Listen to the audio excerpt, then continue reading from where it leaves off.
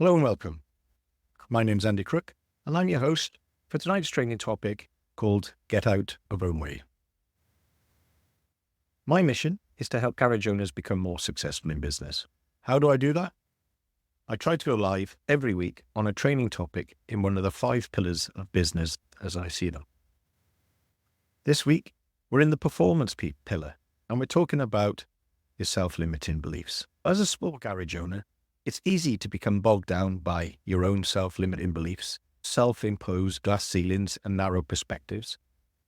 But the truth is, these self-created shackles are often the biggest barriers standing between your business and success. So tonight we want to look at how you can identify that you have self-limiting beliefs, how you can break free from those self-limiting beliefs, and then we're going to look at the role of a mentor, guide, or coach in allowing you to break free of those self-limiting beliefs. And then we're going to finish, hopefully, with a little story. So how do you know, or how do you easily recognize your self-limiting beliefs? How do you recognize the rhetoric that holds you back? Because that is obviously the first step in overcoming any self-limiting beliefs, is recognizing that you have them. So I'm going to use 10 phrases that could indicate that you have some self-limiting beliefs.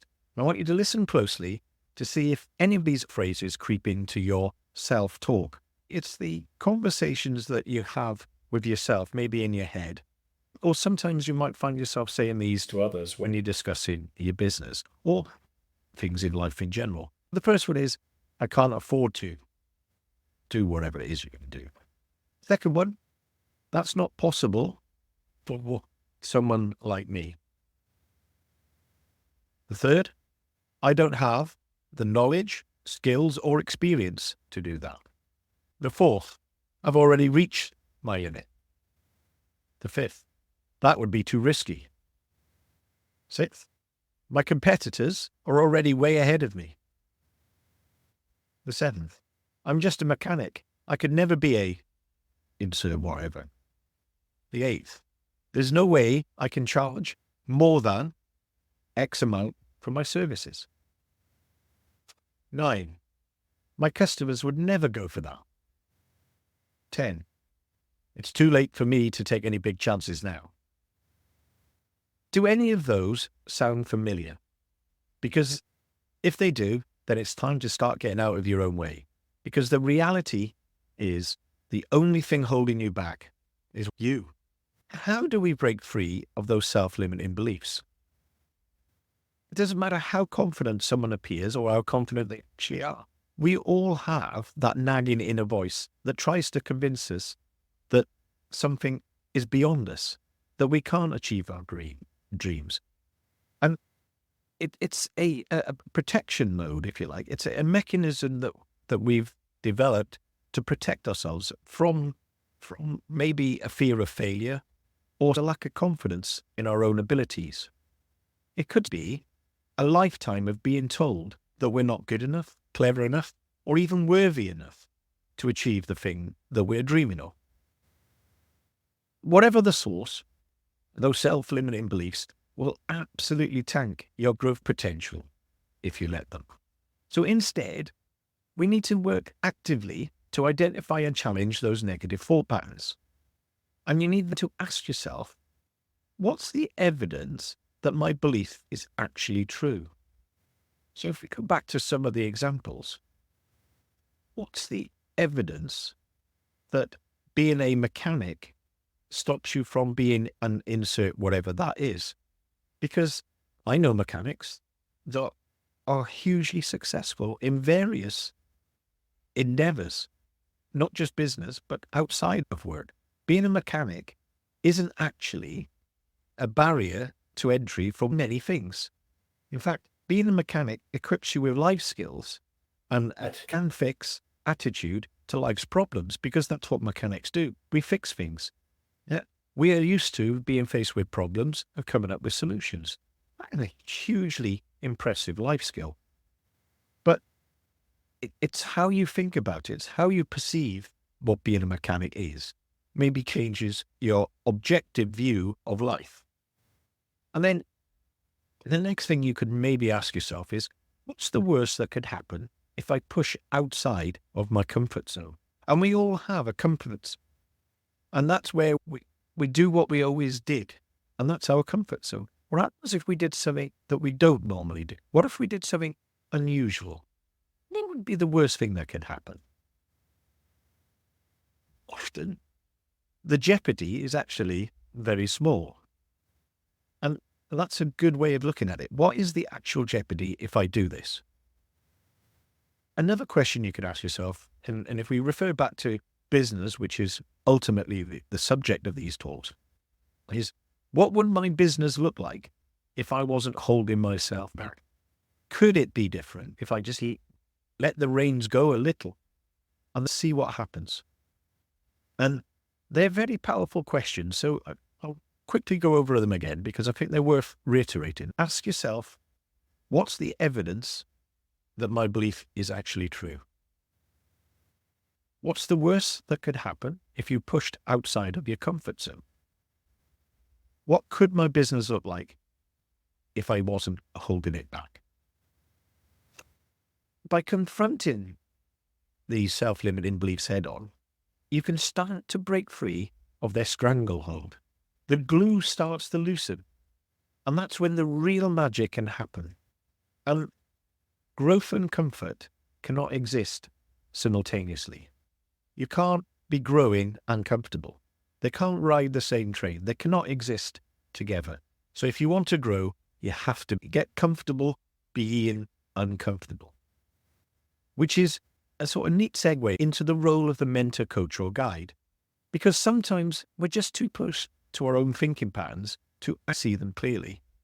That's where a business coach can be transformative. You need to seek out the advice or mentorship of someone who has done whatever it is that you want to do. Maybe someone who has done it starting from a position similar to the one you're in now. There are many people out there that you probably know and admire who were once where you are and are now where you would like to be.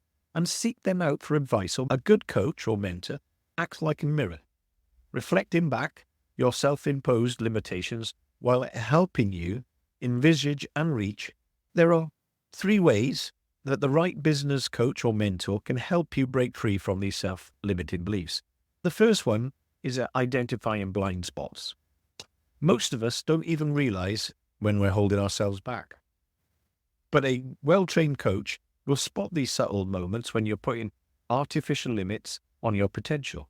They'll catch you using phrases like, I could never, or that's impossible because, and challenge you to question those assumptions. They will ask you where the evidence is, and they will put you on that spot so that you are actually challenging those beliefs. They will also provide perspective. While you might think, no one in my industry does things that way, a coach or mentor will bring experience from multiple industries and businesses. Sometimes you want a coach or a mentor from a completely different sector, so they can share stories of others who've broken through similar barriers, helping you to see what's truly possible. If you're surrounded by people who are doing it the same way, you'll do it the same way. But if you get someone in from another industry who says, what if? And then you start looking at the what ifs, you might come up with something that's truly unique that will set yourself apart. You've got to remember that a mentor or coach are not emotionally invested in your current way of doing things, making it easier for them to suggest radical, but sometimes effective changes.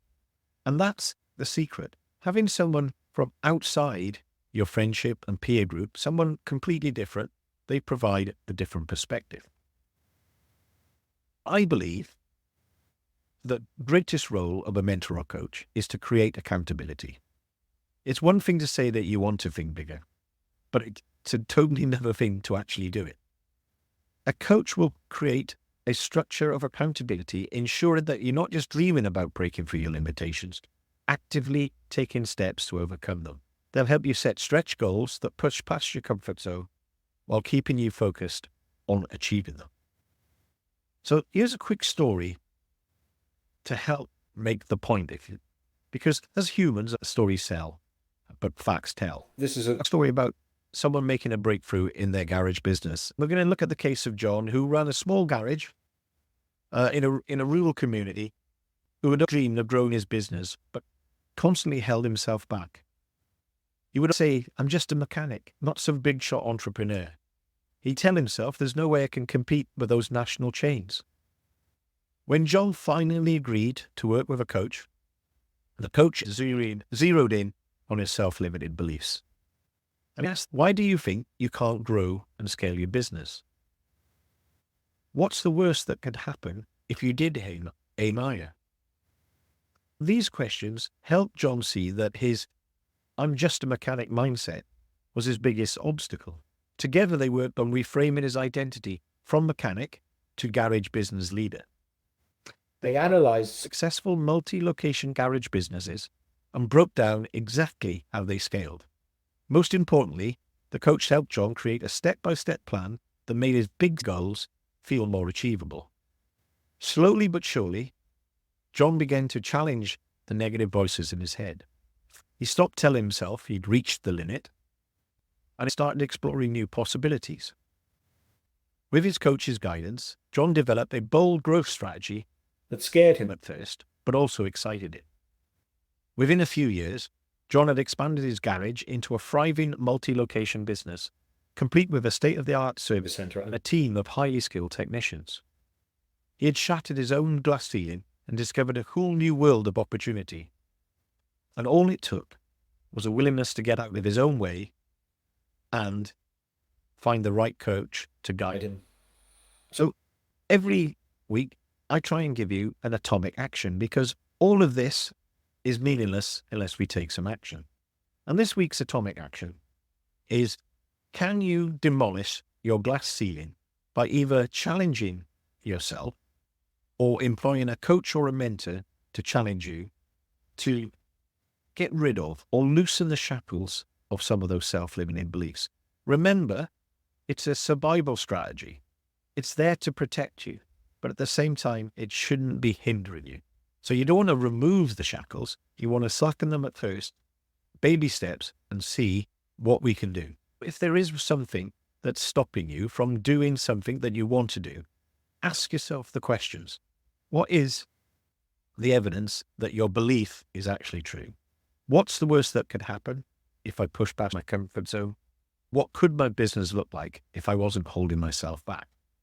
One of the greatest examples of this I've come across recently was I challenged someone a little while back to put their prices up by £5 an hour. The pushback, quite alarming from my point of view, to begin with. They were already too cheap for the value they were offering. By putting their prices up, they could afford to invest in their business, take on another member of staff and front of house. All it did was enable his business to grow by putting prices up. It's amazing to see, a few years later, that same individual collecting awards at national awards dinners, knowing that you played a tiny part in that journey. Simply as a mentor, coach, or guide for someone in business, you have played a tiny part in many people's lives. And that's the idea behind the training topics. It's to get you to think, but more importantly, to get you to act. So if I have made you think about how your self-limiting beliefs are holding you back, then I've done my job, part of it. Because the next part of my job is getting you to take some action.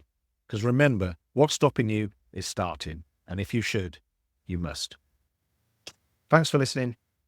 Hope you join me next time. Thanks again.